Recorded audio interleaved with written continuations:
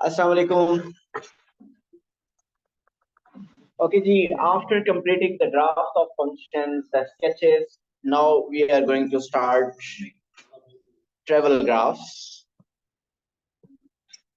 Travel graphs mean kinematics.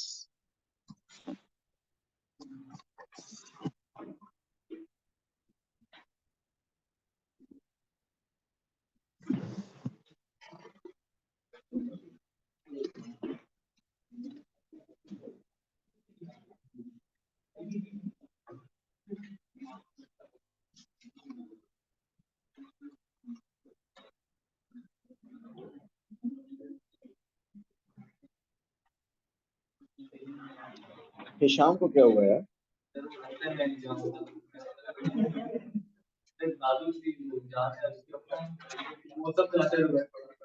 और रमजान से डर गया।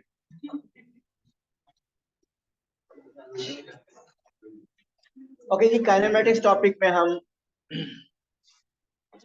Distance time graph, speed time graph, ये तो हमारा मेजर, इसको हम डिस्कस करेंगे। इसके अलावा इसके साथ साथ कुछ चीजें, सिंपल सी बात कि हम एवरेज स्पीड कैसे कैलकुलेट करते हैं। So average speed is total distance travelled या total distance over total time.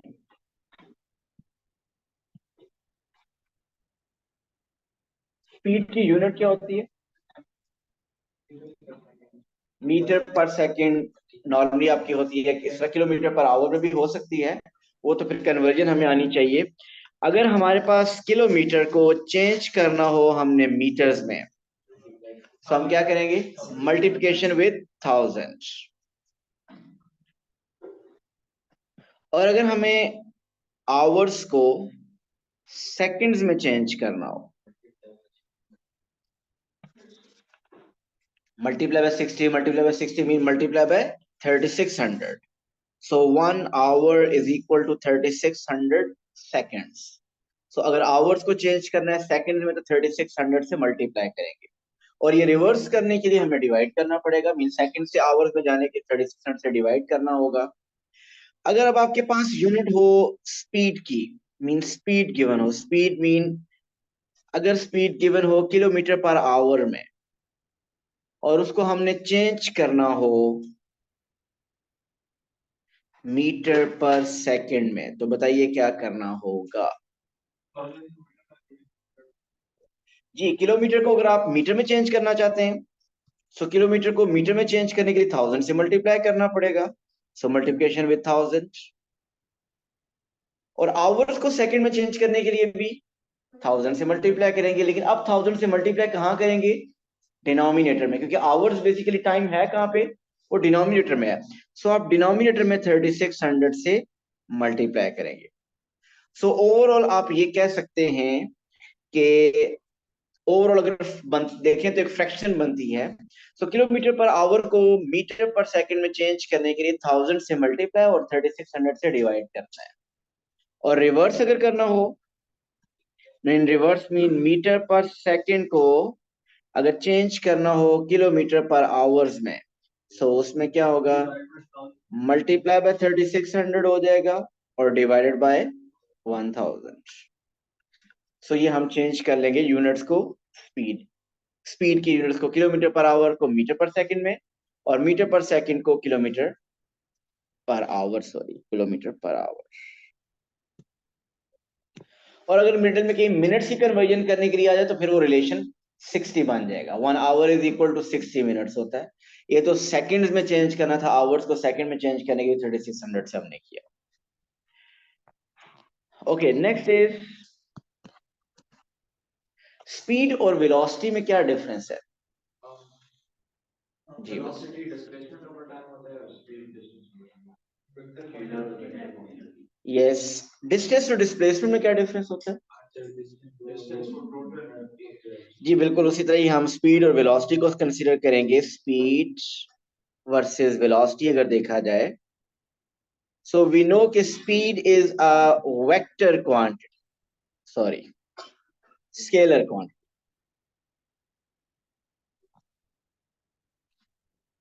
whereas velocity is a vector quantity। और वेक्टर क्वांटिटी क्या होती है और स्केलर क्वांटिटी क्या होती है? स्केलर क्वांटिटी में डायरेक्शन नहीं होती, मैग्नीट्यूड सिर्फ होता है, और वेक्टर क्वांटिटी में मैग्नीट्यूड के साथ साथ डायरेक्शन भी होगी। मीन इसकी एग्जांपल स्पीड और वेलोसिटी ही हैं। अगर ये कहा जाए कि कोई एक कार 30 किलोमीटर पर आवर की स्पीड से मूव कर रही है, इज दैट स्पीड और वेलोसिटी? It's simply speed. लेकिन अगर कहा जाए कि एक कार 30 किलोमीटर पर आवर की स्पीड से इन अ स्पेसिफिक डायरेक्शन, मीन हो सकता है टूवर्ड्स ईस्ट, ये मेंशन कर दिया जाए कि अब वो टूवर्ड्स ईस्ट में मूव कर रही है, so now this is having a direction as well, so this is velocity. सिर्फ डिफरेंस स्पीड और वेलोसिटी में डायरेक्शन का ही है। ओवरऑल जिसे कहते हैं ना, वो जो मैग्नीट्यूड वैल्यू होती है, न्यूमेरिकल वैल्यू, वो स्टेज 30 किलोमीटर, वो दोनों में सेम ही होती है। सिर्फ जब डायरेक्शन ऐड हो जाती है तो उसको हम वेक्टर क्वांटिटी, मीन हम इसको वेलोसिटी कहते हैं, और जब डायरेक्शन नहीं है तो उसको सिंपली हम स्पीड कहते हैं। What is acceleration?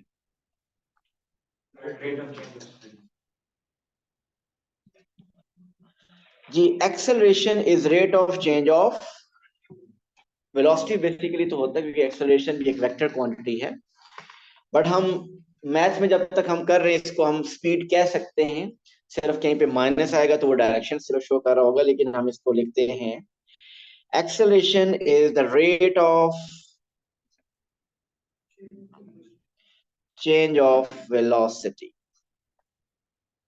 और वेलोसिटी और स्पीड में मैंने आपको बताया कि सिर्फ डिफरेंस डायरेक्शन का है, अदरवाइज इसको आप अपने लिए, अपने अंडरस्टैंडिंग के लिए स्पीड भी कह सकते हैं। So rate of change of velocity, so velocity में जब चेंज होगा then there will be an acceleration. अगर वेलोसिटी में चेंज ही ना हो तो it means there is no acceleration. So अगर वेलोसिटी में चेंज आ रहा है तो दैट इज एक्सेलरेशन, अगर वेलोसिटी में चेंज नहीं है तो there is no acceleration. So how will you find the acceleration? Yes, इसका जो फॉर्मूला है वो क्या है? Yes, it is acceleration is equal to, आप रेट ऑफ चेंज कैसे फाइंड करेंगे? फाइनल फाइनल वेलोसिटी या final speed minus initial velocity या initial speed divided by time taken. So acceleration is equal to v minus u over t. A is for acceleration, v is the final speed, u is the initial speed, and t is time. So A is equal to v minus u over t. Final speed minus initial speed over time. Acceleration की unit क्या होगी? क्योंकि numerator में speed है, उसकी unit होती है metre per second, उसको दोबारा सेकंड से डिवाइड करना है, so metre per second that will become metre per second square.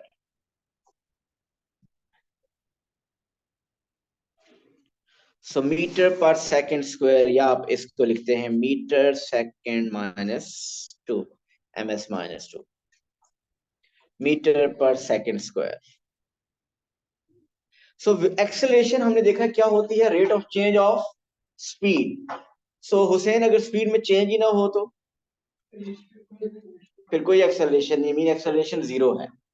लेकिन स्पीड में चेंज भी दो तरह का होता है, एक वो चेंज है जिसमें स्पीड आपकी इंक्रीज हो रही होती है, स्पीड इज, सो एक केस है जिसमें speed is increasing. Speed is increasing का मतलब क्या है कि पहले स्पीड अगर 30 थी, फिर 35 हो गई, 40 हो गई, 50, 55 and so speed is increasing. तो जब स्पीड इंक्रीज करिए, अगर आप उसकी एक्सेलरेशन कैलकुलेट करेंगे तो जो आंसर आएगा that will be positive acceleration.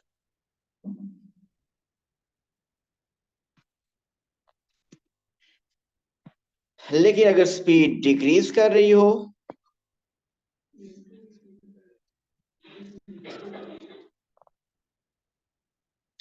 अगर स्पीड डिक्रीज कर रही हो तो उस केस में अगर आप एक्सेलरेशन कैलकुलेट करेंगे तो आंसर नेगेटिव आएगा, एक्सेलरेशन का आंसर नेगेटिव आएगा, जिसको हम लिखेंगे, जिसको हम कहते हैं नेगेटिव एक्सेलरेशन और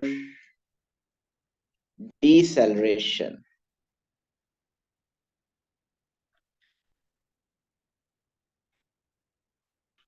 वैसे हुसैन हम इसको रिटार्डेशन भी कहते हैं।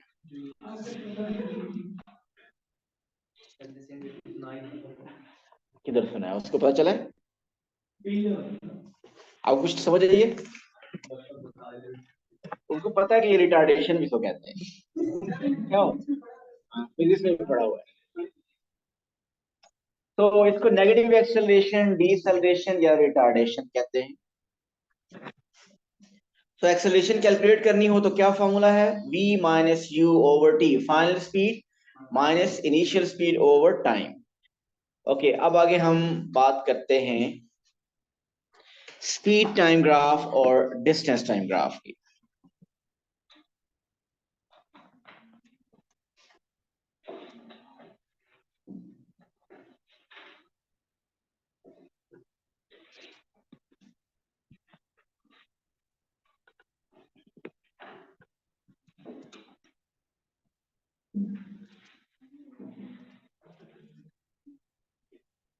Okay, if on the x-axis is time and y-axis is distance, so that graph is called distance time graph.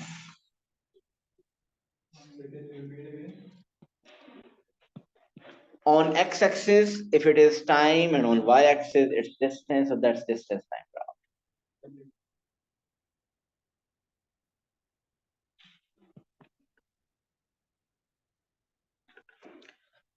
Straight line, another straight line, curve, this is also another curve, another straight line.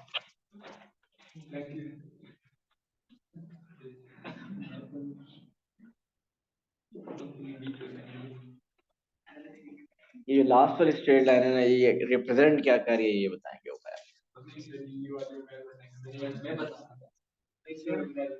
अच्छा जी, सबसे पहली information, ये हम इस सब graphs को, ये जितने मैंने ड्रॉ किए हैं, 5 सेगमेंट्स ड्रॉ किए हैं, first straight line, second straight line, फिर 2 कर्व्स और फिर स्ट्रेट लाइन, इनको डिस्कस करेंगे।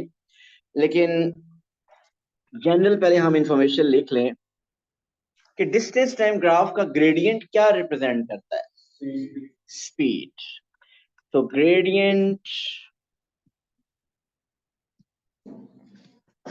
of distance time graph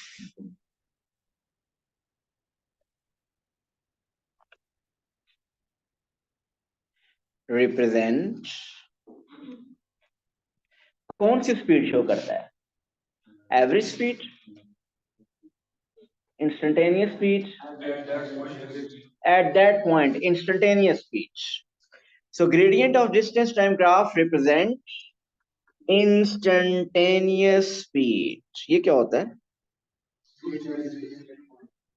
उस इंस्टेंट पे जो स्पीड होगी, उस पॉइंट पे जो स्पीड होगी, उसको हम इंस्टेंटेनियस स्पीड कहेंगे। आज तो फॉर्म में आप रोजा रखा हुआ आज आपने, मुझे लगता है घर में। कल भी गाड़ी ना रखा था।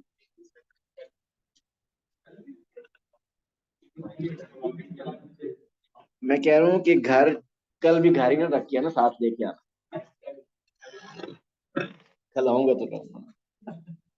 Okay, gradient of distance time graph represents instantaneous speed. Instantaneous speed mean किसी भी इंस्टेंट पे, किसी भी एक स्पेसिफिक पॉइंट पे अगर आप ग्रेडियंट कैलकुलेट कर लें तो वो आपको स्पीड बताएगा।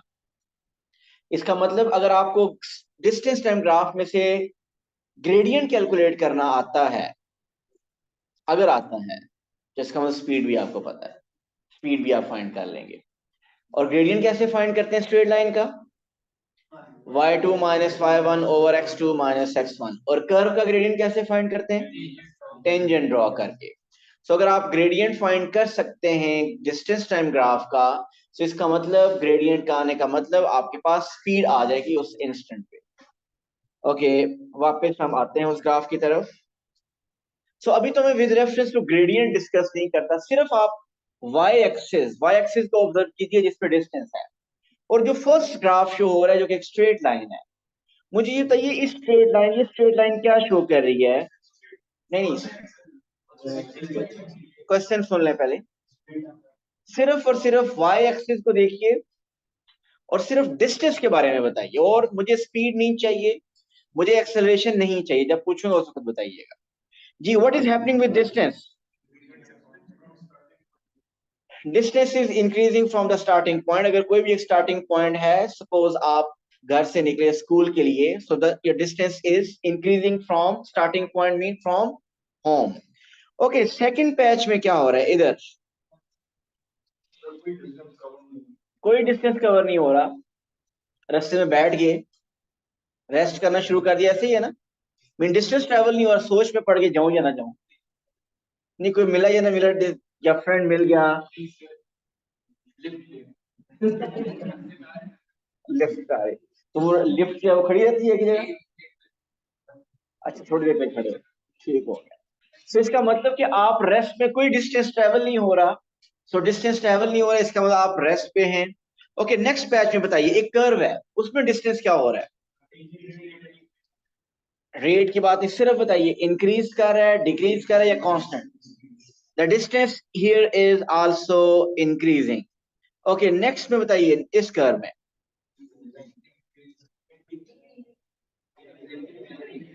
Okay, those were saying increasing, I for increasing,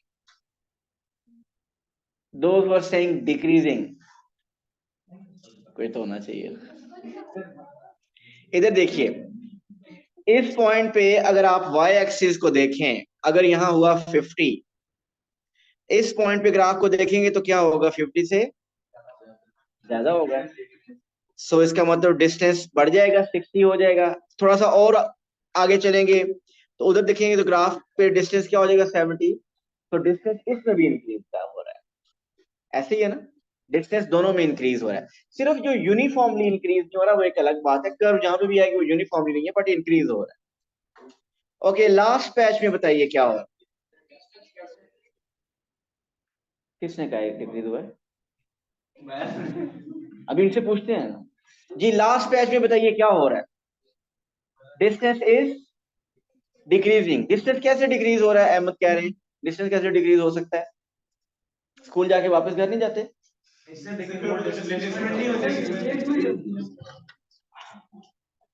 सुनिएगा जरा आप सुने सुने सुने आपको, जी बिल्कुल ठीक कह रहे हैं। आपके पास ये जो ग्राफ शो कर रहा है, आपका जो एक्चुअल ये ग्राफ है जो यहाँ पे हम ड्रॉ करने लगे, ये डिस्टेंस टाइम ग्राफ, और आगे जो मैं स्पीड टाइम ग्राफ ड्रॉ करता हूँ, ये एक्चुअली डिस्टेंस टाइम ग्राफ होते नहीं है। ये होता है डिस्प्लेसमेंट टाइम ग्राफ। और नेक्स्ट जो मैं graph speed time graph draw करूंगा वो होता है वेलोसिटी टाइम ग्राफ। लेकिन इस लेवल तक हमें, क्योंकि वेलोसिटी टाइम ग्राफ या डिस्प्लेसमेंट का ऐसा ऐसा यूज नहीं होता जिससे हम उसको डिस्कस नहीं करते। यहाँ पे आप ये कह सकते हैं कि जिस आपका स्टार्टिंग पॉइंट से डिस्टेंस बेसिकली डिक्रीज हो रहा है, जिसको आप डिस्प्लेसमेंट कह सकते हैं।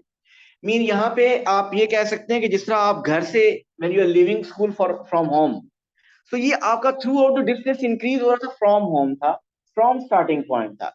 और ये जो लास्ट पैच है जिसमें आपका डिस्टेंस कम हो रहा है, वो बेसिकली डिस्टेंस कहाँ से कम हो रहा है, स्टार्टिंग पॉइंट से डिस्टेंस कम हो रहा है। ओवरऑल टोटल डिस्टेंस ट्रेवल तो इंक्रीज ही हो रहा है। मीन पहले आपने फिफ्थ सपोज आपने 2 किलोमीटर ट्रेवल किया स्कूल के लिए, फिर जब वापस 2 किलोमीटर ट्रेवल किया तो ओवरऑल टोटल डिस्टेंस तो 4 हो गया। लेकिन स्टार्टिंग पॉइंट से डिस्टेंस आप जब रिटर्न जर्नी आपकी स्टार्ट होगी तो वो क्या होगा, वो कम होगा। सो ये बेसिकली आपका स्टार्टिंग पॉइंट से डिस्टेंस जो कि कम हो रहा है। ओके, अब ये तो हमने इसको विद रेफरेंस टू, तो ये लास्ट जो पैच है इसका मतलब रिटर्न जर्नी को शो कर रहा है। ऐसे ही है, जो डिस्टेंस स्टार्टिंग पॉइंट से कम हो रहा है basically it is showing return journey. अब हम इस डिस्टेंस टाइम ग्राफ को डिस्कस करेंगे with respect to gradient. Okay, first patch में बताइए ग्रेडियंट, इस इसका gradient, gradient is increasing, decreasing और कांस्टेंट। क्यों? स्ट्रेट लाइन है, स्ट्रेट लाइन का ग्रेडियंट हमेशा क्या होता है हुसैन? अगर आप ये 2 पॉइंट्स, ये 2 पॉइंट्स, इनमें से कोई से भी 2 पॉइंट्स ले रहे हैं तो ग्रेडियंट हमेशा सेम रहेगा। सो ग्रेडियंट इस लाइन का अगर आप फाइंड कर लें, सपोज आपने ग्रेडियंट इस लाइन का, मैंने आपको बता दिया कि 6 है। हुसैन, इस 6 का क्या मीनिंग होगा ग्रेडियंट के अलावा? ग्रेडियंट मैंने बता दिया 6 है, इसका और क्या मीनिंग होगा? What is this 6? बहुत अच्छा हो गया। और ये स्पीड है, ये 6 उसकी स्पीड शो कर रहा है। अभी हमने थोड़ी देर पहले एक पॉइंट लिखा था ना, एक पॉइंट क्या लिखा था कि gradient of distance time graph represents instantaneous speed. So अगर ग्राफ के ऊपर कहीं पे आप स्पीड कैलकुलेट कर लेते हैं, सॉरी ग्रेडियंट कैलकुलेट कर लेते हैं, इसका मतलब आपने स्पीड कैलकुलेट कर ली है। ठीक है उमर? क्या क्या सुना ना? ठीक है। आप मुझे ये बताइए कि ये जो स्ट्रेट लाइन है, इसका, इसमें स्पीड कांस्टेंट होगी, इंक्रीज कर रही है, डिक्रीज कर रही है? कैसे? सो स्ट्रेट लाइन पे यस ग्रेडियंट कांस्टेंट है, क्योंकि ये स्ट्रेट लाइन है, स्ट्रेट लाइन पे ग्रेडियंट कांस्टेंट होता है। और अगर ग्रेडियंट कांस्टेंट है तो इसका मतलब स्पीड कांस्टेंट है। ये एसपी जहां लिख रहा हूं बेसिकली स्पीड लिख रहा हूं। सो यहां स्पीड कांस्टेंट है। आलियान, सेकंड लाइन जो है, second graph, this one, what do you think, what is the gradient here? Gradient is 0, so gradient 0 means speed is also 0। so gradient 0 क्योंकि ये हॉरिजॉन्टल लाइन है। जब कोई लाइन हॉरिजॉन्टल होती है उसमें कोई स्टीपनेस नहीं होती। जब कोई स्टीपनेस नहीं है उसका मतलब ग्रेडियंट 0 है। अगर इसका ग्रेडियंट 0 है इसका मतलब स्पीड 0 है। और वैसे भी थोड़ी देर पहले हमने बात की थी कि ये वो पैच है जहाँ पे ऑब्जेक्ट इज एट रेस्ट। तो रेस्ट पे जब होगा तो स्पीड 0 होगी। ओके, आगे आ जाती है कर्व्स। आप में से कोई मुझे बता सकता है कि इस कर्व का ग्रेडियंट कांस्टेंट है? क्योंकि कर्व है तो ग्रेडियंट कांस्टेंट नहीं होगा। अब आपने ये बताना है क्या ग्रेडियंट इंक्रीज कर रहा है या डिक्रीज कर रहा है? Those are saying it's increasing, those are saying it's decreasing. No one, good. Okay, second patch का बताइए, कौन कौन कह रहा है कि ग्रेडियंट इंक्रीज कर रहा है? तुमने का टिकट दे रहे हैं।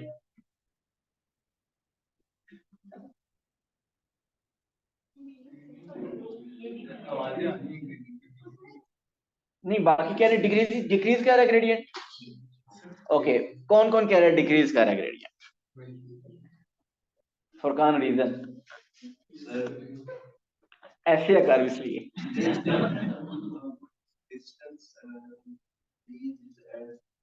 नहीं देखिए, डिस्टेंस की बात नहीं है। एक मिनट, मैं क्वेश्चन क्लियर करूं पहले आपको। मैंने डिस्टेंस स्पीड का पूछा ही नहीं है। मैंने ये पूछा आपको कैसे पता चल रहा है कि इस कर्व का ग्रेडियंट डिक्रीज कर रहा है।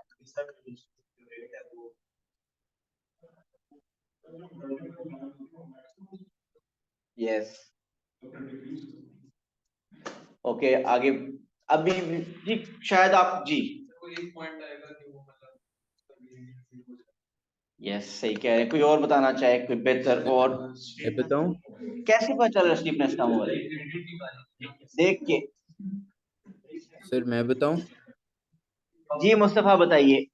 सर अगर आप इस पे दो लाइंस बनाएंगे तो आप देख सकते हैं कि उसकी स्टीपनेस कम हो रही है। उन लाइंस को क्या कहते हैं? Tangents. Tangent lines. So basically tangent line आपको डिसाइड करती है ग्रेडियंट के बारे में। आप ये जो फर्स्ट कर्व है इसको देखिए पहले। हमेशा ग्राफ को ऑब्जर्व करते हैं लेफ्ट टू राइट, ये काफी दफा बता चुका हूं। आप इनमें से कोई से 2 पॉइंट्स, चले 3 पॉइंट्स ले लें, ये 3 पॉइंट इस पे ले लें। आप पहले इस पॉइंट पे टेंजेंट ड्रॉ करें, इसकी स्टीपनेस को ऑब्जर्व करें। हयान, आपने इस पॉइंट पे टेंजेंट ड्रॉ किया, स्टीपनेस को चेक करें। नेक्स्ट पॉइंट पे आप टेंजेंट ड्रॉ करें। आप देखिए जो सेकंड पॉइंट पे जो टेंजेंट बना है उसकी steepness is more than the first one. Third पे जो बनाएंगे उसकी स्टीपनेस उससे भी ज्यादा आ रही है। So steepness is increasing, basically gradient is increasing. Whereas अगर आप सेकंड इस कर्व को देखें, इसके 2 पॉइंट्स पे कोई से 2 पॉइंट्स ले लें। सो फर्स्ट पॉइंट पे ग्रेडियंट आप देखें, उसकी स्टीपनेस चेक कीजिए, मीन टेंजेंट की स्टीपनेस चेक कीजिए। और सेकंड पॉइंट पे अगर टेंजेंट जो बना है उसकी स्टीपनेस चेक कीजिए। स्टीपनेस कम हो गई है। ग्रेडियंट की स्टीपनेस कम होने का मतलब ग्रेडियंट बेसिकली डिक्रीज हो रहा है। सो ग्रेडियंट डिक्रीज होने का मतलब यहाँ पे स्पीड इज डिक्रीजिंग। सो आप इसीलिए अक्सर इस कर्व को हम इंक्रीजिंग कर्व भी कहते हैं, क्यों? क्योंकि ग्रेडियंट इंक्रीज कर रहा होता है। सो यहाँ पे हमें ये बात पता चली कि here the speed is increasing and here the speed is decreasing. Okay जी, स्पीड इज डिक्रीजिंग। अब ये जो लास्ट पैच है इसमें बताइए ग्रेडियंट कांस्टेंट है, इंक्रीजिंग है, डिक्रीजिंग? स्ट्रेट लाइन आ गई, so straight line mean gradient is constant. Gradient constant का मतलब स्पीड इज, इसका ग्रेडियंट जो आएगा वैसे नेगेटिव आएगा, ऐसे ही है ना?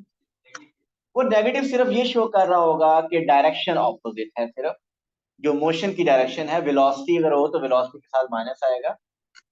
और लेकिन आपको ये, क्योंकि है ये स्ट्रेट लाइन, सो ग्रेडियंट हमेशा कांस्टेंट रहेगा।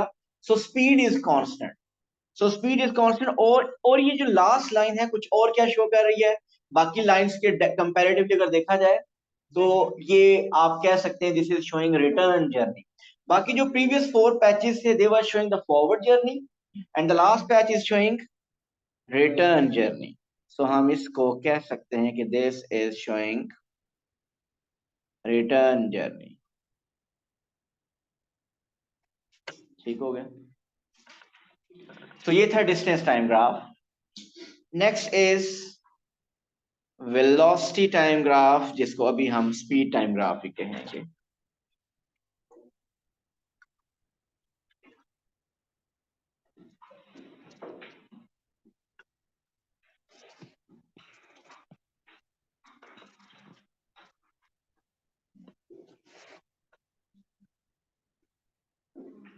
So on x-axis is time and on y-axis it's speed, so that is speed time graph.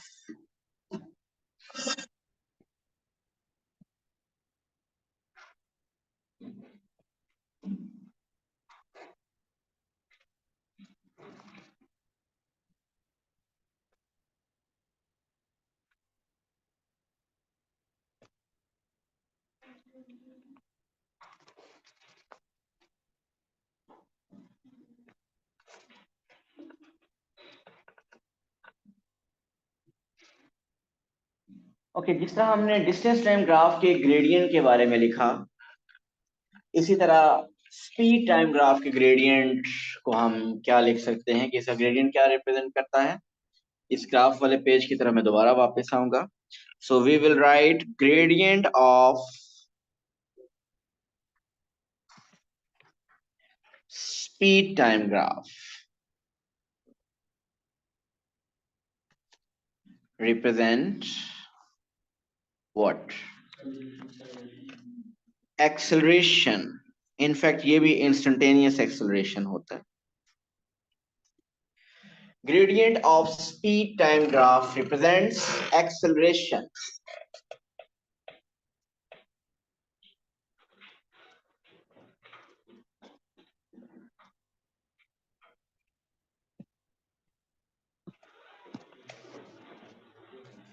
Okay, अभी हम ग्रेडियंट के रेफरेंस से एक्सेलरेशन डिस्कस नहीं करने लगे. मुझे सिर्फ वाई एक्सिस को देख के बताना है आपने कि फर्स्ट जो ग्राफ है वाई एक्सिस को ऑब्जर्व कीजिए. What is happening with speed here? Speed is increasing. ऐसे ही है भाई. स्पीड यहाँ पे सिर्फ वाई एक्सिस को हम देख रहे हैं and we can look at the y-axis and we can tell that speed is increasing. So speed is increasing. और सेकंड जो पैच है उसमें स्पीड के साथ क्या हो रहा है? Speed is constant. Speed is constant. Just हम जब आप डिस्टेंस टाइम ग्राफ में स्पीड को देख रहे होते हैं तो वो ग्रेडियंट को देख रहे होते हैं. ऐसे ही है. और जब स्पीड टाइम ग्राफ में स्पीड को ऑब्जर्व करना है तो सिंपली आप वाई एक्सिस देख रहे हैं. ओके, नेक्स्ट पैच में बताइए कर्व में स्पीड इज इंक्रीजिंग. नेक्स्ट उसके बाद speed is still increasing. Just look at the Y axis. Y axis को देखिए, स्पीड अभी भी इंक्रीज कर रही है. यहाँ पे स्पीड अगर 50 है, इधर 60 हो जाएगी, इधर 70 हो जाएगी. सो जस्ट वाई एक्सिस को देखिए, नॉट द ग्रेडियंट.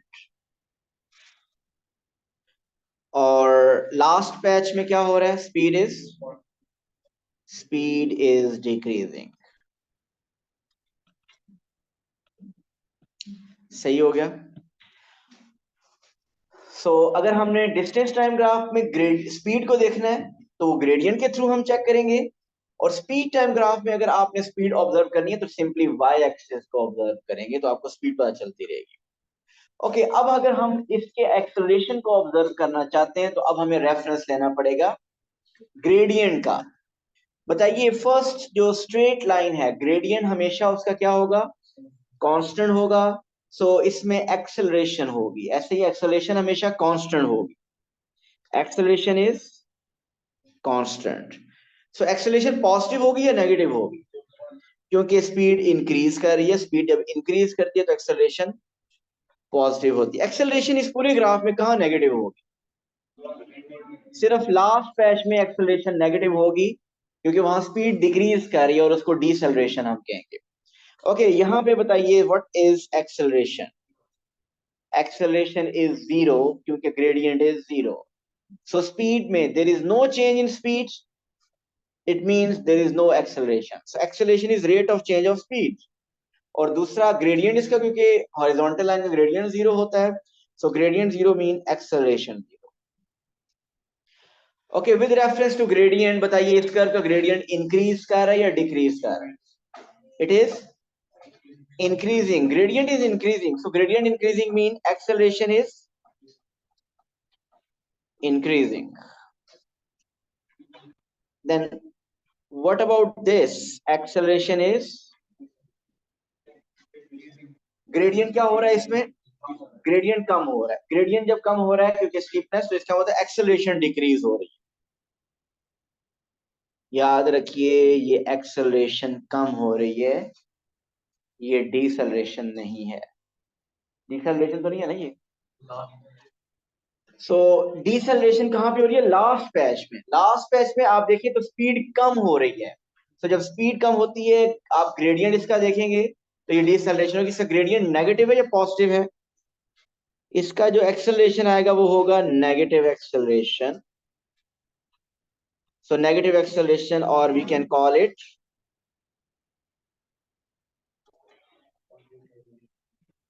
डिसेलरेशन और retardation.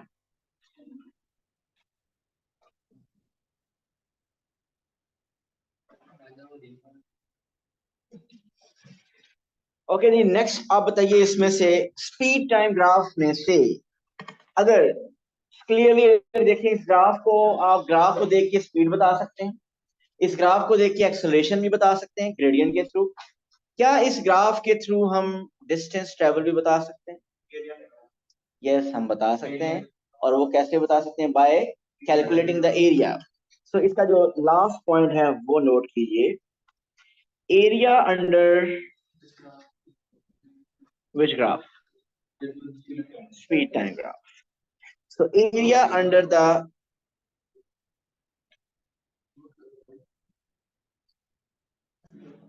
speed time graph gives the distance traveled.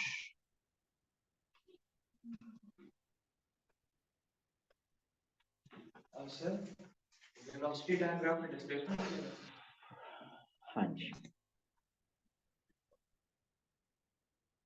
So area under the speed time graph gives the distance. अब हो सकता है कि आपको यहां तक अगर इस टाइम तक अगर कहा डिस्टेंस कैलकुलेट करें, तो आप क्या करेंगे? एरिया अंडर द ग्राफ क्या शेप बन रही है? It's a triangle. आप उस ट्राइंगल का एरिया कैलकुलेट करेंगे तो इस टाइम तक डिस्टेंस ट्रेवल आ जाएगा। अगर उसने यहां तक कहा तो आप ये सारा एरिया कैलकुलेट करेंगे। ये कौन सी शेप बन रही है? इट्स अ ट्रेपीजियम शेप बन रही है। तो इस ट्रेपीजियम का एरिया कैलकुलेट करेंगे या रेक्टेंगल प्लस ट्राइंगल का एरिया कैलकुलेट करेंगे तो आपके पास इस टाइम तक डिस्टेंस आ जाएगा। सो अगर डिस्टेंस कैलकुलेट करना हो तो नॉर्मली जो आपकी शेप्स बन रही होती हैं वो ट्राइंगल, रेक्टेंगल या ट्रेपीजियम बन रही होती है। कर्व के अंडर एरिया हमें फाइंड करना नहीं आता और इसलिए वो आपसे पूछता भी नहीं है। वो हम ए लेवल में करेंगे कि एरिया अंडर द कर्व कैसे करते हैं, बट अभी ऐसी सिनेरियो हमारे पास नहीं है। सो जब भी एरिया की कैलकुलेशन हो तो वो ट्राइंगल बनेगी, रेक्टेंगल बनेगी या ट्रेपीजियम बनेगी, और वो एरिया कैलकुलेट करने से you will get the distance travelled. ये हमने बेसिकली आज थ्योरी इसकी पढ़ी है। इसको प्लीज रिवाइज करके आइएगा, कल हम इसके क्वेश्चंस करेंगे। Thank you so much. अल्लाह हाफ़िज़।